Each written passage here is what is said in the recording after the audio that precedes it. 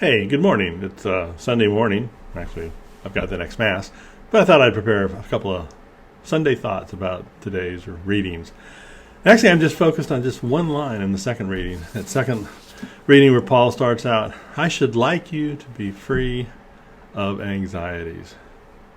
Boy, sign me up for that one. That would be awesome. I mean, and Scripture is kind of full of that. Matthew chapter 6 says, look how beautiful God dresses the birds. He feeds them. And he loves you more than them. Why are you worried about all these things about what you'll wear, what you'll eat, and what you'll dress in? 1 Peter chapter 5 says, give those worries. Turn them over to God. Give your anxieties to God. And Martha and Mary, Martha, you're anxious about many things. You've got anxieties. Look at Mary. She's chosen the better part. And yet, we're still plagued by anxieties of all kinds. And, we remain anxious. And even so much so that, there's a part in the communion rite where it says, Lord, set us free from evil and from all anxiety, all distress. I mean, it's the human condition. It's the way it's sort of always been. I mean, from the very beginning, think about the people in Exodus. The people in Exodus, who Moses is talking to in that first reading, these are people that, for 400 years, all they knew was slavery in Egypt. That's all they knew. And not only now that they're free, now they're at the foot of Mount Sinai, they're free from slavery, but now they're free from everything. They know how the world works. And now they're worried about, we're in the wilderness, and Lord, they cry to Moses, what shall we eat? What shall we drink? What shall we wear? It's just like Matthew chapter 6. It's this continuing human condition. And these are the primal anxieties that we have. And then to make it worse, the guy that brought him there, Moses, he goes, I'm going up on Mount Sinai to talk to God. And they go, okay, great. 40 days later, he's still not back. Boy, talk about anxieties rising. Because this is the guy that's in charge. This is the guy that led them out of Egypt. This is the guy that actually knows where they're going. This is the guy that talks to God. And he seems to be lost in the wilderness. And that's the point of which our anxieties rise to a certain level, that we will take action. We will fill in the gaps. And they do. They build the golden calf.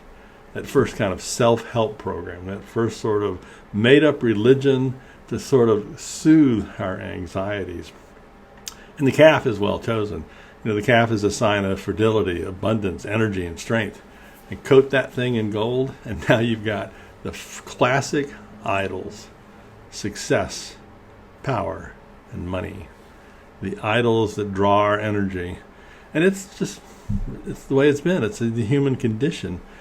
From the very beginning, Adam and Eve, they ate from the fruit of good knowledge because they wanted to be like God, not realizing they were already made in the image of God. Later on, they said, where's God? Well, we'll go reach him. Let's build a tower, the Tower of Babel. God was always all around them. All you ever had to do was really kind of reach out in prayer, to turn to God. Give him your anxieties. To do that and ask God to reveal that sort of deeper desires. We always want the better job, the promotion, a little power, more money, all those things. But the question we ask is how deeply do we desire God? How deeply do we want that love in our life? I mean, would you give away one of your children for the ultimate promotion? Would you trade your spouse for a lifestyle of the rich and famous? Would you give up God in order to worship an idol that's incapable of love and will never love you, and will certainly never show you the way out of the wilderness? But these are the crazy things that we do. Pope Francis has this great insight. Said the greatest thing that God did for the people of Israel wasn't leading them out of Egypt. It was working them to get Egypt out of their heart. To know that these idols, of power, success, money, are not the way forward. And ultimately, the human condition is, okay, I'm sending my only son. The son who's like us in all things except sin. Which means, he had anxieties. Probably had anxieties there in the Garden of Evil. Between the Garden of Gethsemane, sort of says, Lord, are you sure you want me to do this? Your way, not mine, but you sure you want to do this? Yeah, he'd be anxious. He knows what's coming. And that's the part about, God tells us in His gospel, look to Jesus. He's the one who taught with us new authority that just wowed people. He's the one that had power even over the demons. The demons that are the source of all those things that would lure us and sweet talk us, just like the serpent did into these new idols. He's the one that if we truly want to follow Paul, that would like to be free of anxiety, we have to find a way to look to Jesus. And it's a work in progress. I follow Jesus, I trust Jesus, and I still have my eyes on Jesus, but I still have peripheral vision. I can still see the wilderness around me. I can still have these anxieties. I'm not free of them. But my heart is largely free of Egypt. My heart is largely willing to turn these things over to God and trust that it'll work out. Trust that if I follow Jesus, I will make it out of this wilderness. I will make it to the promised land. I will be free of Egypt, and I will at last rest in God.